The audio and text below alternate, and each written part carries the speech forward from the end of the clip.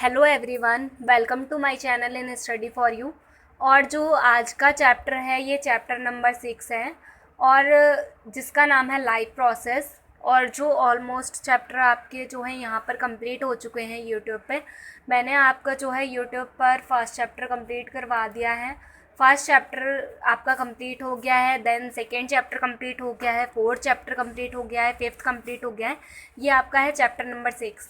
ठीक है, तो इसको पढ़ लेते हैं बिना टाइम को वेस्ट करे हुए। तो लाइफ प्रोसेस होता क्या है?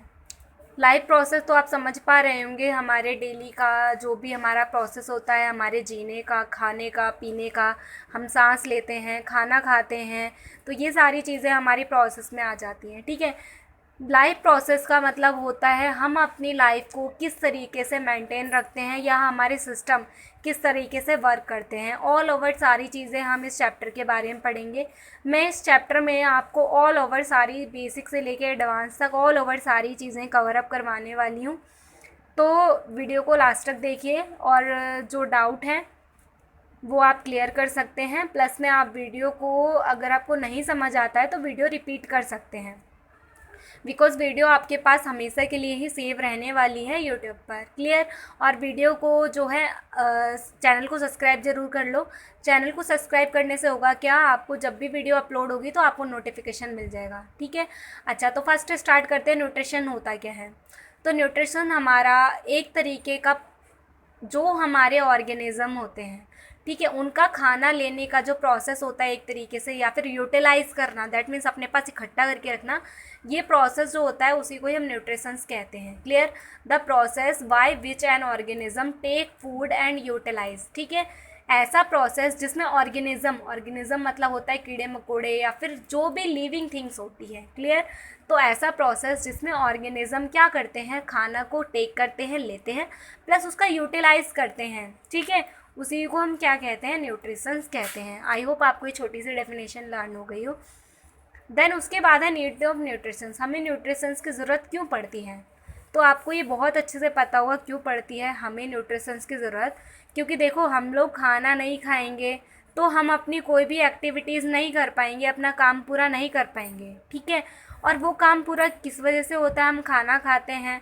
खाना खाते हैं तो खाने से हमें क्या मिलती है, खाने से हमें मिलती है एनर्जी मिलती है, और उस एनर्जी के थ्रू हम एक्टिविटी कर पाते हैं या अपना वर्क कंप्लीट कर पाते हैं। क्लियर?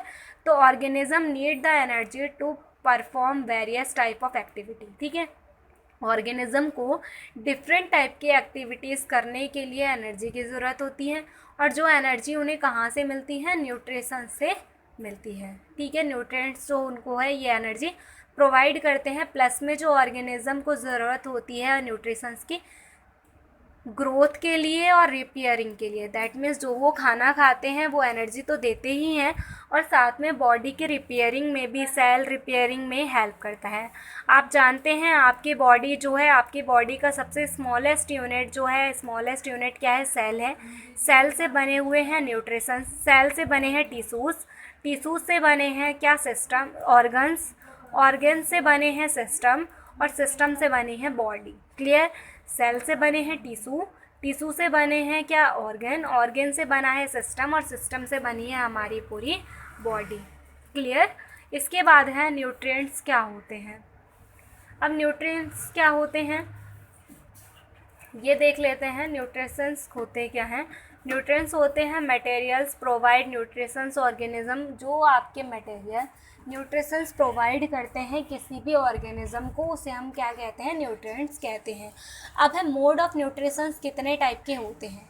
तो मोड ऑफ न्यूट्रिशंस जो हैं आपके कितने टाइप के होते हैं, अब मैं आपको बता देती हूँ। ये आपके होते हैं 2 टाइप्स के होते हैं। 2 टाइप्स के कौन कौन से होते हैं? फर्स्ट होता है ऑटो। ऑटो मीन्स होता है खुद से। ठीक है, ऑटो मीन्स होता है खुद से। हेट्रो मीन्स होता है डिफरेंट, किसी और से। ठीक है, ऑटो मीन्स होता है खुद से, और हेट्रो मीन्स होता है जो किसी और पे डिपेंडेंट हो। क्लियर? ऑटोट्रोप न्यूट्रिशंस ऐसे न्यूट्रिशंस होते हैं जिसमें ऑर्गेनिज्म को किसी और की ज़रूरत नहीं होती, किसी और की ज़रूरत नहीं होती, वे दूसरों पे डिपेंड नहीं होते, वे अपना खाना खुद बनाते हैं। क्लियर? अब आप कहोगे मैम हम तो अपना खाना खुद बनाते हैं घर में, दैट मीन्स हम क्या हो गए, ऑटोट्रोप्स हो गए। नहीं, ये ऑटोट्रोप्स नहीं है। क्योंकि आप अपना खाना खुद बनाते हैं वो ठीक है, पर आप किसी और ऑर्गेनिज्म पे डिपेंड होते हैं, जैसे कि आप प्लांट पे डिपेंडेंट हैं। प्लांट आपको खाना नहीं देंगे, फ्रूट नहीं देंगे, तो क्या आप अपना खाना बना लेंगे? नहीं बना पाएंगे। आप किसी और पे डिपेंडेंट हैं। आप क्या अपना खाना अपने अंदर बना रहे हैं? नहीं, बाहर बनाते हैं। तो ऑटोट्रोफ न्यूट्रिशंस में सिर्फ आपके कौन आते हैं? ओनली ऑन ग्रीन प्लांट आते हैं। ग्रीन प्लांट क्यों आते हैं? बिकॉज वो अपना खाना खुद बनाते हैं। और वो खाना खुद किस चीज़ से बनाते हैं? आपने एक फोटोसिंथेसिस प्रोसेस सुना होगा, ठीक है। फोटोसिंथेसिस सनलाइट के प्रेजेंस में होता है, जिसके द्वारा प्लांट अपना खाना खुद बनाते हैं। अब आप कहोगे कि जो ग्रीन प्लांट नहीं है, दैट मीन्स कोई और कलर के प्लांट हैं जो ग्रीन नहीं है, तो क्या वो ऑटोट्रोप्स नहीं है? तो ये ऑटोट्रोप्स नहीं है, ठीक है। अब देखो, जैसे कि कुछ प्लांट ऐसे होते हैं। अच्छा, मुझे एक बात बताओ, ग्रीन प्लांट किस वजह से होते हैं? वो होते हैं क्लोरोफिल की वजह से। किस वजह से होते हैं? क्लोरोफिल की वजह से होते हैं। क्लोरोफिल की वजह से प्लांट ग्रीन होता है। दैट मीन्स जिन भी प्लांट के पास क्लोरोफिल होगा वो प्लांट की कैटेगरी में है, और जिनके पास क्लोरोफिल नहीं है वो प्लांट नहीं है। क्लियर? अब देखो, आप सोच रहे होंगे कि मैं क्या बताना चाहती हूँ। मैं आपको यहाँ से सिर्फ इतना बताना चाहती हूँ कि जो भी आपके ग्रीन प्लांट हैं, ठीक है, जितने भी आपके ग्रीन प्लांट हैं, सिर्फ वही ऑटोट्रोपिक हैं। जो प्लांट ग्रीन नहीं है वो आपके ऑटोट्रोप नहीं। क्या होंगे फिर? वो होंगे हेट्रोट्रोप। सॉरी, जो आपके हेट्रोट्रोप न्यूट्रिशंस कौन से होते हैं? अब जो आपके हेट्रोट्रोप न्यूट्रिशंस ऐसे न्यूट्रिशंस होते हैं जो अपना खाना खुद से नहीं बनाते हैं। तो खुद से नहीं बनाएंगे तो कैसे बनाएंगे? वो किसी और पे डिपेंड होंगे, ठीक है। Depend upon other organism are called heterotrophs. Non green plant भी आपके हेट्रोट्रोप न्यूट्रिशंस के एग्जाम्पल हैं। क्लियर? चलिए नेक्स्ट बात कर लेते हैं। अब इनके भी पार्ट्स होते हैं। इनके भी पार्ट्स होते हैं। क्या होते हैं? हेट्रोट्रोप, देखो ऑटो तो सेम है कि भाई अपना खाना खुद बना रहे हैं, क्लियर है। पर आपके हेट्रोट्रोप न्यूट्रिशंस के कुछ एग्जाम्पल हैं, अलग हैं, मतलब पार्ट्स हैं। फर्स्ट है सेप्रोट्रोपिक न्यूट्रिशंस, ठीक है। सेप्रोट्रोप न्यूट्रिशंस ऐसे न्यूट्रिशंस होते हैं जो कि अपने खाने को दूसरे से लेते हैं। और वो कौन होते हैं? डेड प्लांट और ऑर्गेनिज्म, दैट इज़ मरे हुए पेड़ पौधों और ऑर्गेनिज्म से अपना खाना लेते हैं, उसे कहते हैं सेप्रोट्रोप्स। फॉर एग्जांपल के लिए मशरूम आपने देखे हैं। मशरूम आपके क्या हैं? ये सेप्रोट्रोप न्यूट्रिशंस होते हैं। ये ना आपके इसी के ही एग्जाम्पल हैं। जैसे कि आपने देखा होगा कई बारी वो लकड़ी के ऊपर, वुड के ऊपर भी आपके मशरूम आ जाते हैं, है ना। तो वो जो मशरूम है ना, वो आपका सेप्रोट्रोप न्यूट्रिशंस है। दैट मीन्स वो जो वुड है वो तो डेड है ना। जो आपके वुड है वुड जो है आपके डेड है और उससे अपना खाना ले रहे हैं, तो वो क्या हो जाएंगे? सेप्रोट्रोप न्यूट्रिशंस हो जाएंगे। क्लियर? उसके बाद आपका नेक्स्ट कौन है? होलोजोन है। होलोजोइक न्यूट्रिशंस आपके कौन होते हैं? ऐसे न्यूट्रिशंस होते हैं जो कि अपना खाना डाइजेशन के थ्रू पूरा करते हैं।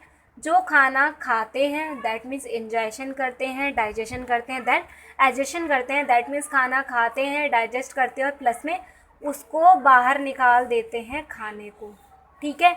उसे हम कहते हैं होलोजोन न्यूट्रिशंस। और ये मोस्ट इम्पॉर्टेंट न्यूट्रिशंस है। मेनली जो आपके एनिमल्स हैं, ऑर्गेनिज्म हैं, वो इसी प्रोसेस पर काम करते हैं।